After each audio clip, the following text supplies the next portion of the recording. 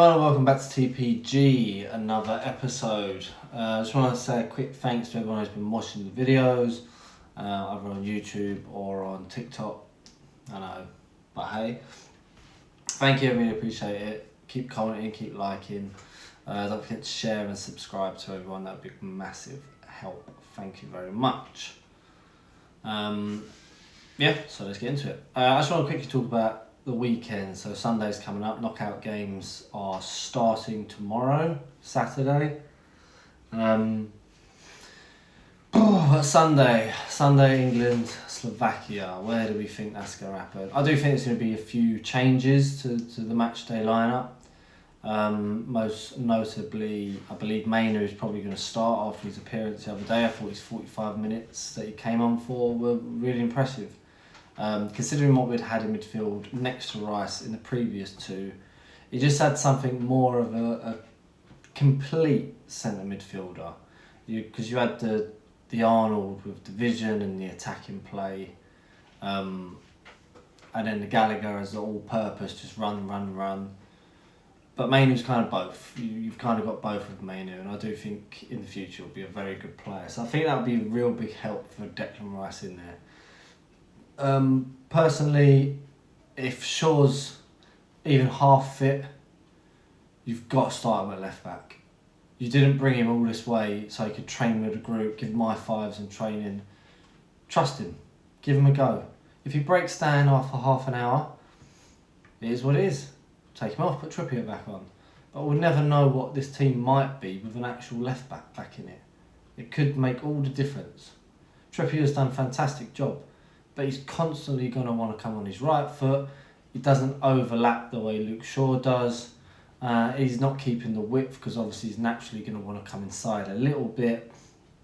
So if Luke Shaw's even remotely fit, I think we've got to give him a go. We've got to try him.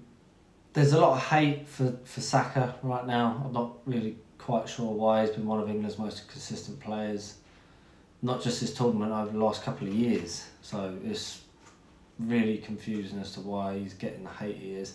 Yeah, Palmer done okay when he came on. He did do okay, but that's it. He done okay. Considering how bad the performance was, what we're bigging him up for is quite embarrassing for an England standard, to be honest.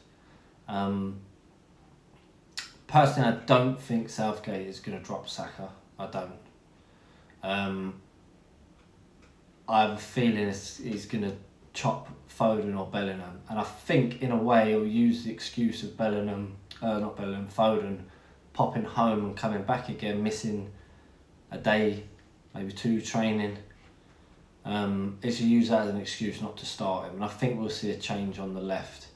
Probably could do with a change in both, because Bellingham's looked particularly poor throughout most of this tournament. As if you scroll back, you'll see that I even said that on the first match day. He done all right, but we bigged him up way too much. So I do think there'll be a change there. I saw people calling for Kane's head.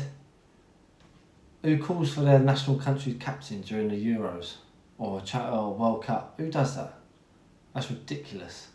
Absolutely ridiculous. And forget, he's one of our only two goal scorers. You know, he's captain, he's England's leading top goal scorer. If you get the wide players, if you get someone like Saka on the other flank to actually provide width and attack down the wings, Kane will stay up more. He feels like he's got to drop back because there's not a lot going on, especially with the two sort of in there, with the Bellingham and the Foden. There's not a lot going on. Personally, we spent way too long passing it around the back. Kyle Walker, for me, has been below par this tournament. I've said that the whole way through. And regarding like Saka, we are not getting the ball out fast enough to the wings. If you watch the way Arsenal play, as soon as Ben White's got the chance, it's into Saka's feet or into a position where he can run onto it. We tip-tap, and then pass the ball to our players when they've got 2-3 players around them. You need to get it out to your wide players and your attacking players in positions where they can be on the half turn or they've got an opportunity to run at someone. There's absolutely no point passing it to them when they're facing you. If they're facing your right back, well, what essentially is the point of passing to them? They're going to pass it to you, or pass it to them, and then by the time they've touched it, someone's on their back, so they've got to just pass it back again. And yeah, that's all well and good for keeping the ball, but if you really want your attacking players to be most effective, you've got to put them in positions where they can actually use their ability. Like Foden, if you want to get him involved, get him on the half turn, more centrally. But at the same time, I'm not going to listen to none of this rubbish that we haven't got players good enough to play in different positions. If you take your Foden, your Palmer, your Bowen, your Saka, Bellingham as well, even Gordon, you don't think any of them are good enough to play across that middle three. It's ridiculous. They're professional football players, and we're saying that we can't play left wing, he can only play right wing. Oh, he can't play left wing, he can only play centre mid. There's plenty of players across the Euros in the past, across games in the past, that played out of position and done incredible jobs. If you saw Fabregas talking the other day on Rio's show, he was talking about how him, David Silva, I think it was Iniesta, all played out of position when they won the Euros. None of them were in their right position, and they all done a fantastic job because they had game intelligence of where to be. So I hope we don't mess around with it too much. I know it's been poor, but there is a performance coming. Mainu in will be a massive one. Luke Shaw in will be a massive one.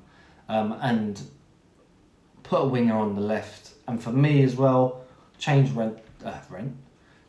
Trent to right back. Put him in there. Yeah, we're not conceding chances, so let's create some. That's what I would do anyway.